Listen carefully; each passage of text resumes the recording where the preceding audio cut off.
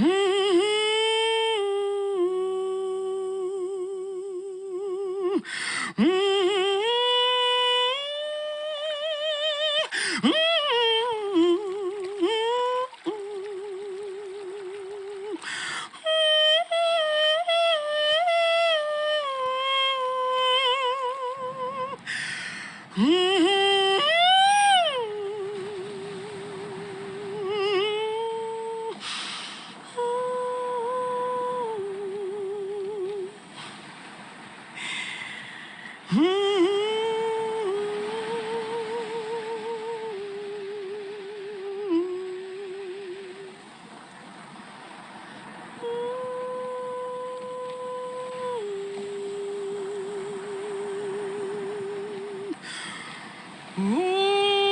my head,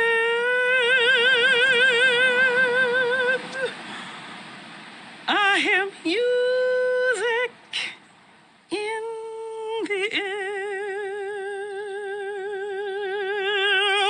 Over my head, I hear music in the air.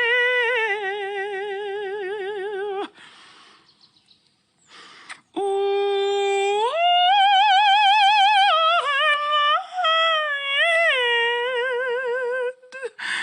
I hear music in the air.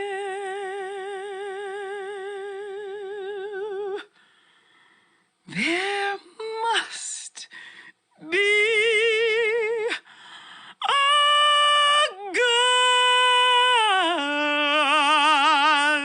God somewhere.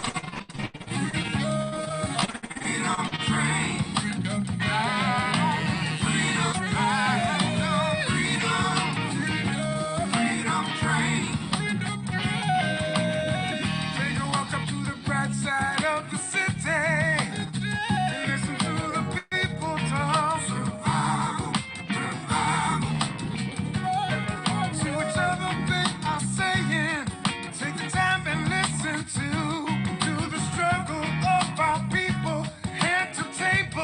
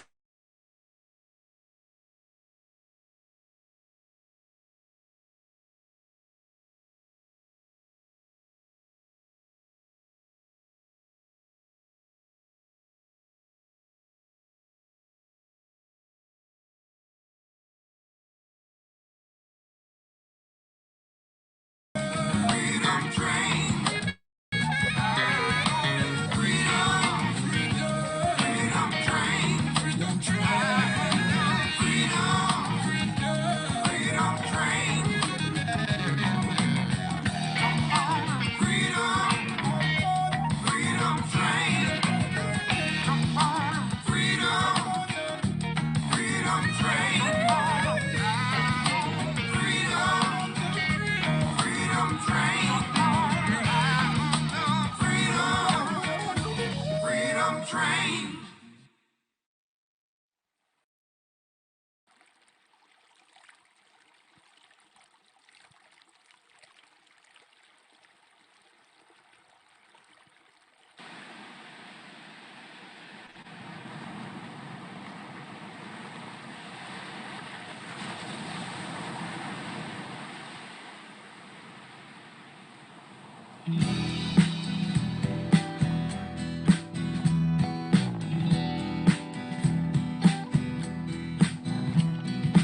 We just want to tell you thank you for all you've done for our people. We see. Let me tell your story to the people. Oh, I said our brothers, our sisters, about you. Sister Wilma made her way through life, had a precious gift for all wanting to heed the call to share.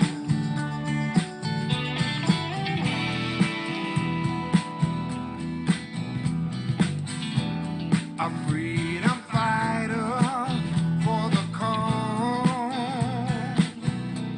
to save our church, its views to save it all. She grew up wanting more, tried to enter the school.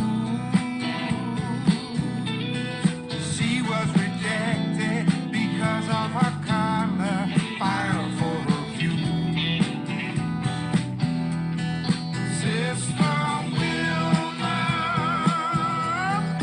made her way through life,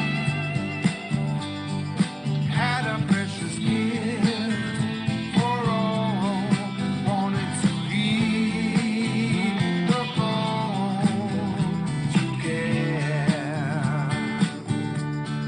Sister Wilma Morrison. Sister Wilma Morrison. Your memory's full of love and will live on. She lives her life her way. We say thank you to Wilma today, earning awards and gratitude through her stay, so that we may. Sister Wilma made her way through life, had a precious gift for all wanted to heed the call to care. Sister Wilma Morrison. Sister Wilma Morrison. Sister Wilma Morrison. Sister Wilma Morrison. Sister Wilma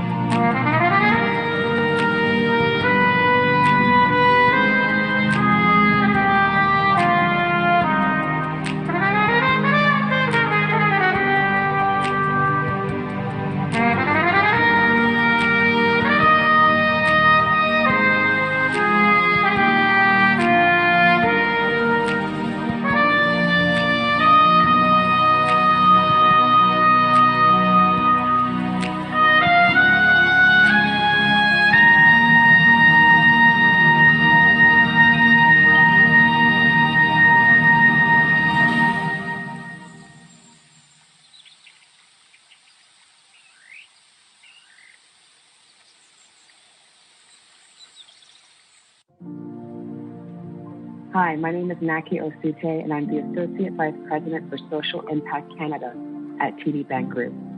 On behalf of TD, I'd like to thank you for being here today. This February is not just another Black History Month. We are gathering at a time when Black communities and allies around the world are demanding we confront the ongoing realities of anti-Black racism in all aspects of society. We must continue to press progress forward. When we launched the TD Ready commitment in 2018, our goal was to support the conditions necessary for a more equitable tomorrow. Now, 3 years later, that commitment has helped put us on a path to help address inequities across social, economic, and environmental spheres. We continue to seek out better ways to support the Black customers, colleagues, and communities that we serve today and will serve into the future. Over the last year, we've invested more time than ever before in dialogue with community and industry leaders from Black-led, Black-owned, and Black-serving organizations, while centering the voices of Black TD colleagues. And we're embedding those lessons learned into our institutions driving change and creating a better bank as we move forward. On behalf of TD, I thank you for supporting our collective learning journey with your presence here today. The night is beautiful, so the faces of my people. The stars are beautiful, so the eyes of my people. Beautiful also is the sun. Beautiful also are the souls of my people. Langston Hughes. Greetings from the Royal Ontario Museum, where the Ontario Black History Society showcased our exhibit, Black History is Canadian History, in a programming partnership with ROM Connects in 2019. History is who we are. The Ontario Black History Society, our wonderful communities, our precious families, and our resilient selves. The Ontario Black History Society embarks on our 43rd year as stewards of Black history, and despite the circumstances, we continue the treasured tradition of commemorating Black History Month.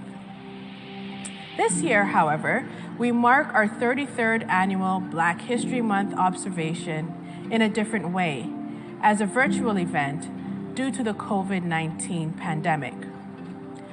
We welcome everyone across Canada who is joining us today for our Black History Month kickoff. 2021 marks the 25th anniversary of the official national observation of Black History Month in Canada. As a community-oriented occasion, Black History Month has been commemorated since the 1950s in Toronto. I'd like to highlight the effort of the Ontario Black History Society in partnership with community members and along with the Honorable Jean Augustine, who joins us today for their combined efforts to have Black History Month officially recognized in Toronto, Ontario, and Canada. We also wanted to take the time to honor Ms. Augustine for her accomplishments as the first Black woman elected as Member of Parliament, and for her ongoing contribution to community, including her establishment of the Jean Augustine Chair in Education, Community, and Diaspora at York University. It is an endowed chair, and we encourage you to support this investment in our community if you can. I would like to express our sincere thank you to our lead sponsor, TD Bank, for their continued commitment to supporting OBHS programming, including our event today. Thanks to the Elementary Teachers Federation of Ontario, our silver sponsor, and to all of our virtual sponsors, donations from organizations and partners who are contributing to help make our event a reality. Our theme is History, Who We Are. The Ontario Black History Society is passionate about the rich history of Black Canadians and in sharing the experiences and contributions across the country. History is always in process. We continue the dedication of our founders and the long-standing line of committed board members and staff working collaboratively to document, preserve, and share our histories through various mediums. We understand the importance of Black students, and indeed all students,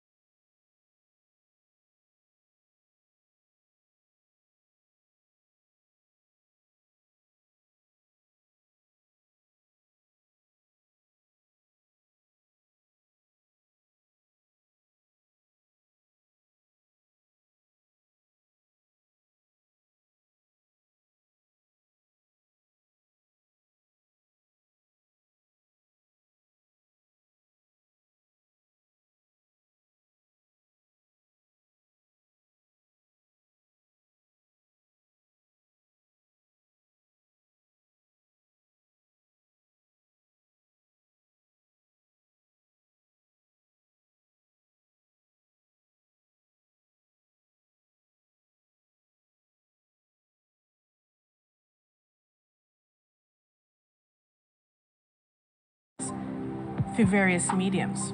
We understand the importance of Black students, and indeed all students, in learning about Black history. Last October, we launched our campaign, Blacked Out History, in an advertising partnership with DDB Canada to reignite the call for mandated learning expectations in the Ontario curriculum. We'd like to thank Ali and Dan and their amazing team at DDB Canada for their creative vision and dedication to seeing this initiative through. In August, we did a soft launch of our museum fundraising campaign. The Ontario Black History Society is committed to the establishment of a history and cultural institution that will be a legacy to our children, the City of Toronto, the Province of Ontario, and to Canada. Learn how you can support our museum fundraising campaign on our website, and you can also make a donation. We proudly continue our stewardship, recording stories of history in the making in 2020 and 2021 to capture the participation in Black Lives Matter movement and the impacts of COVID-19 on Black community members. As we know, this pandemic has disproportionately impacted Black communities and other underserved communities.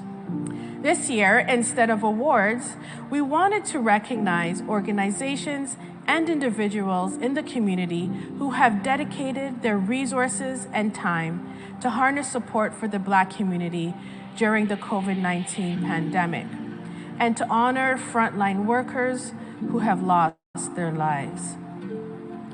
Today, we honor Maureen Ambersley, a 57-year-old Mississauga nurse who was sadly another Black healthcare worker who passed away due to COVID-19. She left behind her children and her parents and was a member of the Services Employees International Union. Our deepest, sincere condolences to her family, her friends, and her co-workers. Madam President, Board, staff, and membership of the Ontario Black History Society, I'm so pleased to greet you as you celebrate once again Black History Month in Canada. I want to especially recognize those that you are honoring, because we are in very difficult and challenging times, and those are the individuals that we must say thank you and we must honor in this Black History Month celebration. It was 25 years ago that I petitioned the House of Commons by motion to support my call for Black History Month in Canada, that we designate this month as a way of celebrating, recognizing, and underscoring the contribution of African Canadians to Canadian society. Traditionally and historically, it is known that the Black population of Canada has played an important role in the development of this land, its culture, its economy, and its political structure. It is a community with a rich, colorful history. It's a community that has been a part of Canada from its very inception as a nation. It's a community burdened by its quest for inclusion and diversity, and driven by a vision of a just and equal society.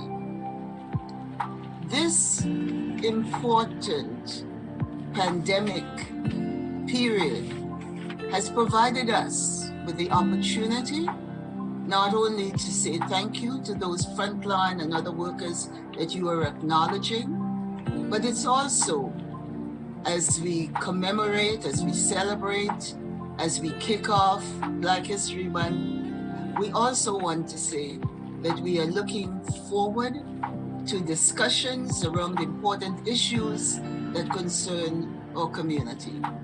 Systemic discrimination is at the top of our list. The Black Lives Matter and other movements have pushed us and all Canadians to the brink of examining, calling on us to examine all of our procedures or practices, all the things that create disparities in our organizations and in our society. So let's go ahead throughout the month of February. Let's begin to reflect.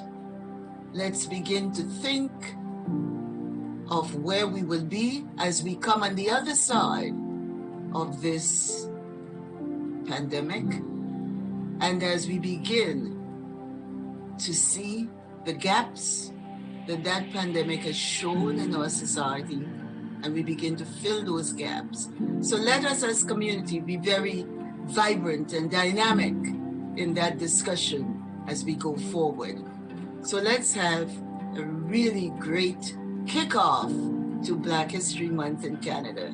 I'm so very pleased to be a member of this organization. Thank you.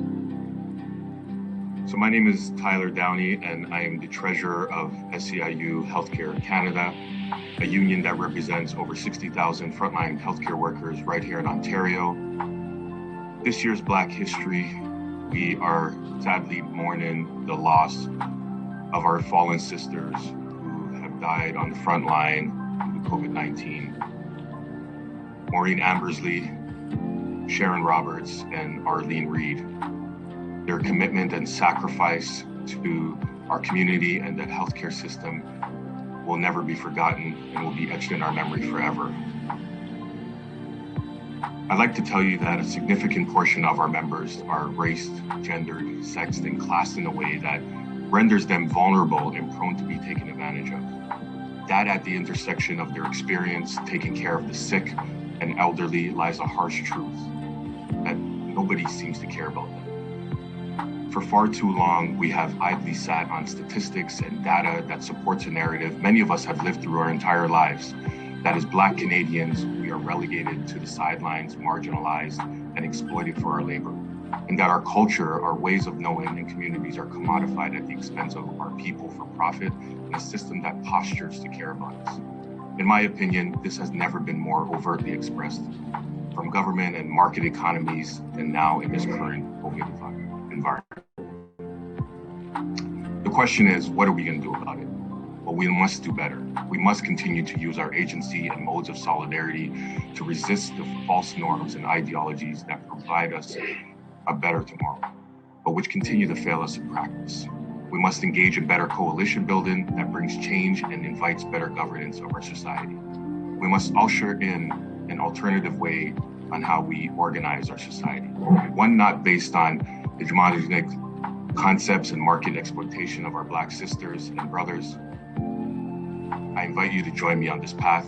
Happy Black History Month. Thank you. So hello, my name is Shelley Smith. I'm second vice president of Unifor Local 2458. Year 2020 has been a challenging year for all, but particularly challenging for those in healthcare. The healthcare sector, especially in long-term care, is predominantly racialized Black and female population, and it's been with its challenges, many challenges. In today's world, who would have thought that the issue of race and we as a people would still be fighting for equality and fairness? But the work continues until our goals are reached. Today we speak of our healthcare sisters and brothers, to honor them for Black History Month, to understand the issues these healthcare workers, but also all healthcare workers, all sectors, all workplaces that we work in. To those uniform members who have lost their lives to COVID, we honor you. Unifor Local 40, Leonard Rodriguez. Unifor Local 414, Derek Crooks. Unifor Local 2458, Sheila Yakoshin. For healthcare workers through this pandemic, they struggle. They struggle with the fears of anxiety, guilt, and fear. Anxiety that they do not want to be the individual that brings COVID into their home, because at the end of the day, they wouldn't be able to live with themselves if they did. Anxiety to work through this, or fear, sorry, to work through this and hope that they do not catch it in order not to take it home to their loved ones as well. Guilt, there's a lot of guilt. Workers are calling, crying because they've contracted COVID, but their tears are not because they contracted COVID. Their tears are because they can't be at work assisting those residents that need to be cared for and helping their co-workers, not worrying about themselves through this, but their residents and their co-workers. This is what the healthcare worker is made of. Selflessness, love, and compassion for their residents who have become their family, who've become family to them. Just to go a step further, imagine caring for a loved one many years prior to the pandemic, through the COVID period, and then to watch them pass away and now have to place them in a body bag. This emotional struggle is real. They question whether or not I can do this, but they do it because in some ways it's honorable for them to place the resident in the body bag with love, dignity, and the respect that they deserved. These emotions are felt every minute of every day, and the struggles are very real. Today for Black History, and always know, we appreciate you, we respect you, we stand by you, we fight, the fight will continue for you, and we honor you. Thank you. 2020 has opened the eyes and ears of people to the injustices that Black, Indigenous, and racialized people face around the world. Our world is changing. While technology is changing and advancing, while globalization brings unique prospects to those who can access it, there is a growing negative effect for us as Black, Indigenous, and racialized workers. Social and economic inequality is still in crisis mode globally. Along with the rise of hate, coupled with the physical and mental health effects from this pandemic, it has only heightened ongoing challenges, including homelessness, no paid sick days, lack of health, and a multitude of deaths. In my current role as Equity Vice President, I represent 17,000 Toronto education workers.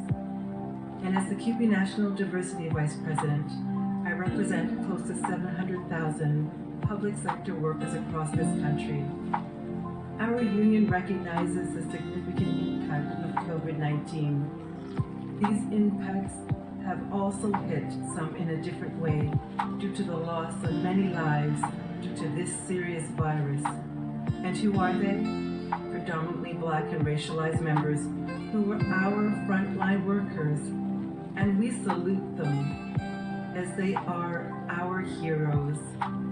We recognize and see frontline workers' frustration, and we see and we hear their pain, but we also see and have begun to understand their stamina and their inner strength and what it takes to do their jobs day in and day out. Malcolm X noted, "Education is the passport to the future, for tomorrow belongs to those who prepare for it today."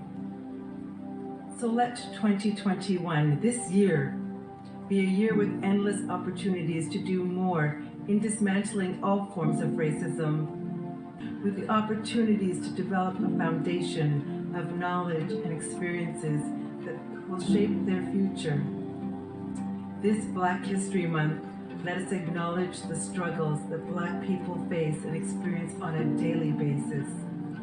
This Black History Month, let it remind us of our rights in the economic, social, political, and cultural realm. This Black History Month, let us reaffirm our solidarity in the fight for liberation, peace, equity, and equality. This Black History Month, let us not just share our past victories, but also what we have achieved. This Black History Month, let's celebrate the greatness of our people and the hope for a better country that leaves no one behind. Let us celebrate our history. Let us celebrate our triumph. Let us celebrate who we are.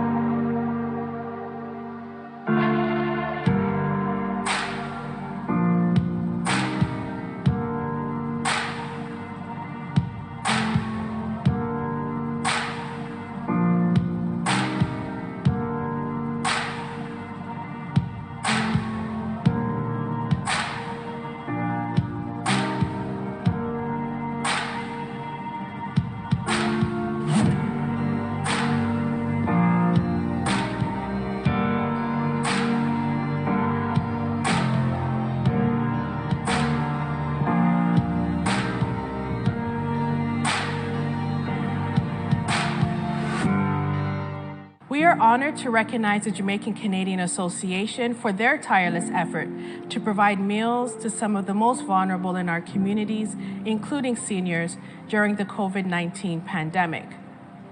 We also recognize 3 locally Black-owned bookstores, a different book list, Knowledge Bookstore, and Nile Valley Books, who have all filled our thirst for knowledge with the increase in interest in the African diasporic experience, anti-racism, and in the works by Black authors, providing the public with books to read during the lockdown. Please continue to support these and other Black community organizations and businesses. My name is Adoma Patterson, and I'm the president of the Jamaican Canadian Association. And we were so honored and humbled to be able to support the community through 2020, the pandemic, the COVID-19 pandemic, by providing a weekly hot Caribbean style influenced meal for more than 350 residents each week.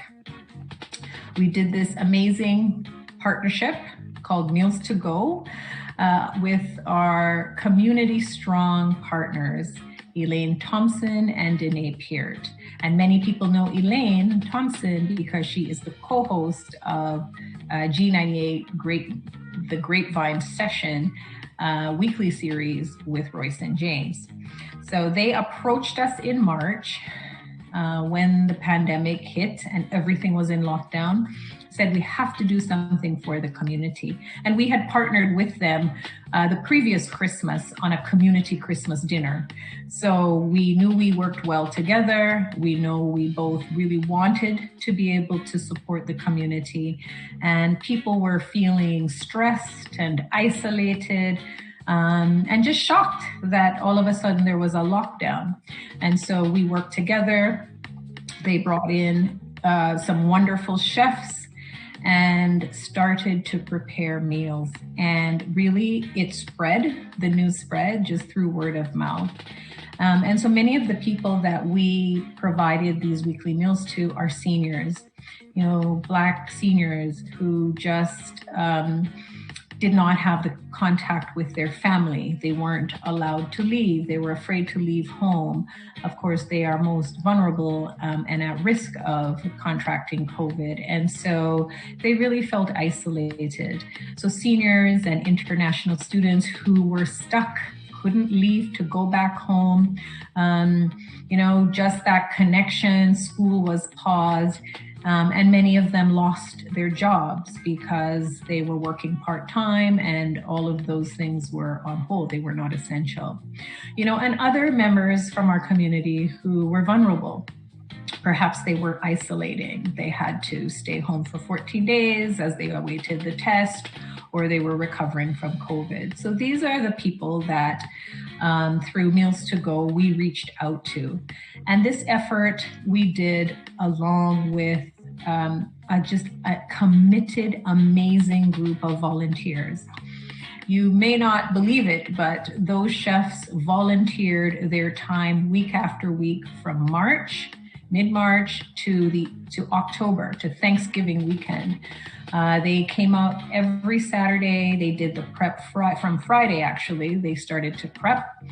And so Chef Traffic Mantoni, Chef Sugar, and Chef Karima every Saturday came out and supported this initiative and prepared meals that they would eat themselves, meals that were nutritious, tasty, and had that little Caribbean flair and vibe.